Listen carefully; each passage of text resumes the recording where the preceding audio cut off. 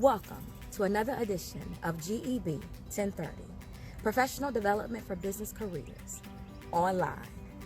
This week we're discussing conflict resolution schemes. Did you know interview questions such as, tell me about a time when you had an issue with a coworker. Tell me about a time you had to respond to an unhappy client or customer.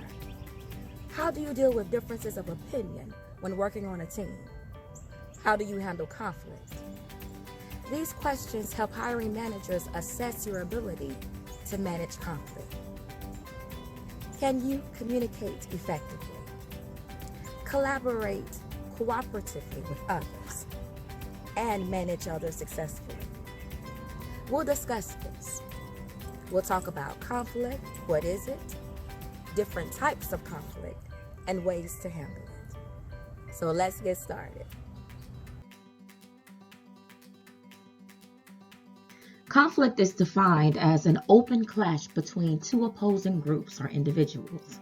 So within an organization, conflict is a disagreement between groups or employees regarding work-related issues.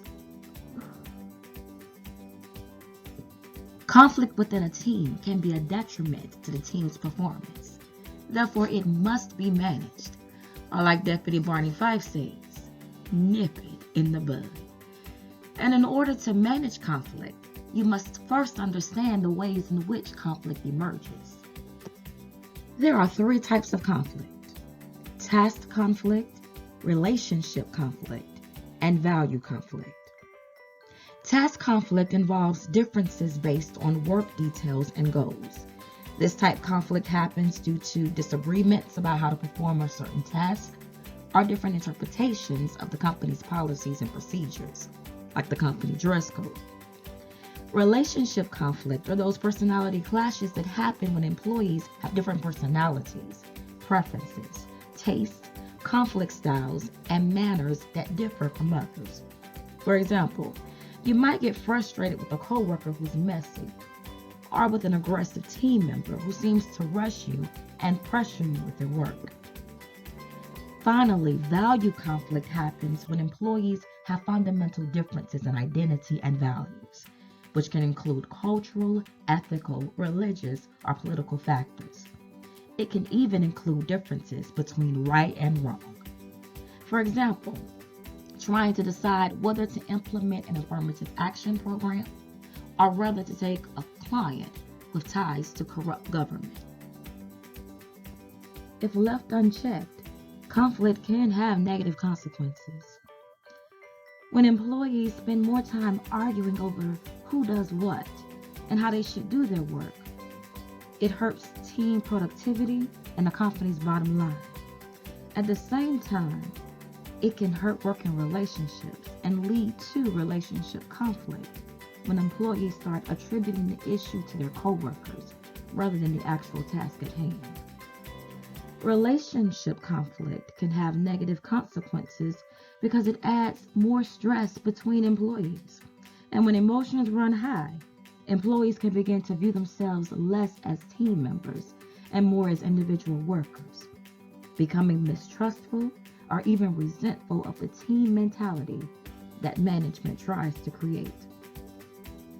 Finally, disputes involving values tend to heighten defensiveness, distrust, and alienation when parties feel so strongly about standing by their values that they reject trades that will satisfy other interests they might have. So it's important to recognize when conflict is forming and to notice the warning signs. These signs include ignoring or not speaking to each other, criticizing or disputing others' opinions, refusing to cooperate, splitting off into cliques to discuss things away from the others, leaving others out of team meetings because they are, quote, too difficult, not being interested in others' opinions, but only in pushing their own agenda, using personal insults and aggressive language to intimidate others on the team, reacting defensively when someone dares to question their idea, avoiding seeking solutions to a problem, but preferring to ignore it, or talk about it. Complaining to others about people on the team and assuming the worst about someone else's intentions. In order to minimize conflict in the workplace, you have to avoid the conflict zone. Remain objective and keep your emotions under control. Try to understand the other person's perspective. Assume the other party has good intentions. Speak in a conversational tone of voice. State your concerns clearly and directly. Use I statements rather than you statements. Find common ground on which you both agree. Respect differences.